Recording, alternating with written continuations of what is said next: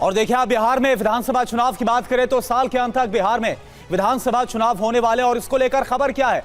NDA से खबर आ रही कि सीटों के बंटवारे पर सहमति बनी है। यह बड़ी खबर, लोकसभा के फॉर्मूले पर विधानसभा में सीट शेयरिंग होगी। ये सोर्सेस के हवाले से खबर है। जेडीयू 102 सीट से 103 सीट पर चुनाव लड़ सकती है, ये सोर्सेस बता रहे हैं। तो बीजेपी 101 से 102 सीटों पर चुनाव लड़ सकती है। एलजेपी को 40 सीटें दी जा सकती, यानी कि बाकी जो सहयोगी हैं उनके पास 40 सीटें जा सकती है। तो एनडीए के अंदर सीट शेयरिंग को लेकर फॉर्मूला तय हुआ है, ये सोर्सेस जानकारी दे रहे हैं। और आनंद पांडे इस वक्त हमारे साथ जुड़े हैं। आनंद, क्या जानकारी मिल रही है सीट शेयरिंग को लेकर? जी बिल्कुल, एनडीए में जो सीट शेयरिंग का फॉर्मूला है वो तय हो चुका है और इसको लोकसभा का आधार रखा गया है इसके लिए। यानी कि आपकी लोकसभा में जितनी सीटें हैं उसके हिसाब से आपको विधानसभा में सीटें मिलेंगी।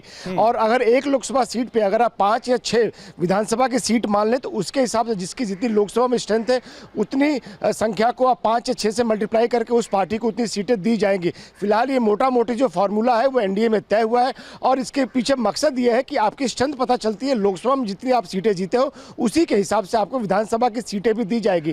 कोशिश ये है कि जो बार बार चिराग पासवान की तरफ से या फिर उनकी पार्टी की तरफ से बयानबाजी हो रही है या फिर जो हम की तरफ से जीतनराम मांझी बयानबाजी कर रहे हैं, क्योंकि सभी सहयोगी दल ज़्यादा से ज़्यादा सीटें मांग रहे हैं। और तो ऐसे में एक फार्मूला तय कर दिया गया है कि आपने जो लोकसभा में जो आपका प्रदर्शन था उसके हिसाब से आपको सीटें दी जाएंगी। साथ ही साथ सीट बंटवारे को लेकर अब तक एक जो बड़ी बैठक है वो बिहार में हो चुकी है और इसके अलावा एक कमेटी भी वहाँ पर बनाई गई है जिसमें दोनों दलों के, जिसमें सभी जो सहयोगी दल हैं उनके बड़े नेता है, प्रदेश अध्यक्ष है, तो उसकी एक बड़ी बैठक हो चुकी है।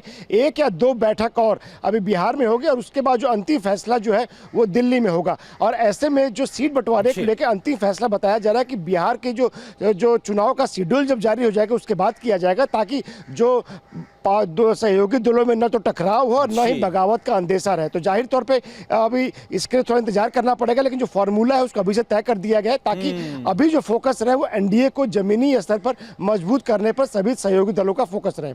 जी बिल्कुल, तो फॉर्मूला लगभग तय हो गया जो सोर्सेस बता रहे हैं, और किस आधार पर हुआ है?